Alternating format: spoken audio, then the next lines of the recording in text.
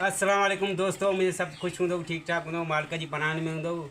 अॼु तव्हां इहो माहौल ॾिसी सम्झी विया हूंदव त लाड़काने में ख़ासि करे दोस्त आया आहिनि, ॿाहिरि आया आहिनि असांजा। ऐं हिन जी ख़ासि फरमाइश हुई त तुंहिंजा 1K सब्सक्राइब पूरा थिया आहिनि त हिनखे सेलिब्रेट करणु खपे। ऐं ख़ासि सीर जी आया हुआ भाउ शिराज़ अहमद जूं वॾियूं महिरबानियूं जो ख़ासि सीर जी असां वटि आयो आहे असांजी ग़रीब खाने ते।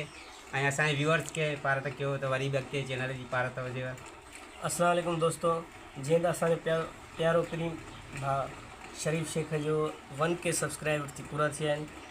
उन जी ख़ुशीअ में असां लाड़काने खां सिटी बेकरीअ खां केक वठी आया आहियूं। ऐं तव्हांखे असांजी इल्तिजा आहे त हिन भाईअ खे अञा सपोर्ट कयो त जीअं मोनेटाइज़ चैनल थिएसि त असां वरी अञा इन खां वॾो केक वठी सेलिब्रेशन कयूं। भाऊ शिराज़ अहमद जूं लख कुर्ब जो वरी असांखे माना अञा वॾे केक जी माना ऑफर थी वई आहे। भाऊ महिरबानी लख कुर्ब थोरा।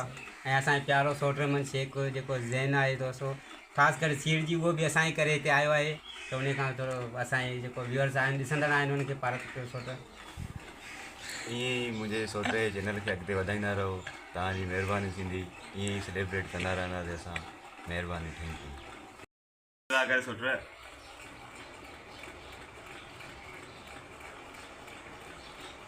मुबारक त बाबा शरीफ़ शेख साहब। पहिरों मुबारकूं साईं, लख कुर्ब तव्हांजा।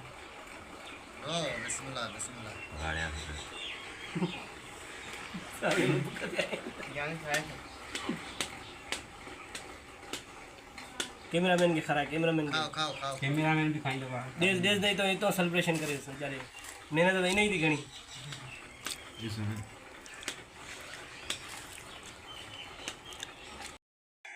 जी दोस्तों, त हाणे असां तव्हांखे मोकिलींदासीं ऐं ईअं ई असांजे चैनल खे माना अॻिते वधाईंदा रहो, सपोर्ट कंदा रहो।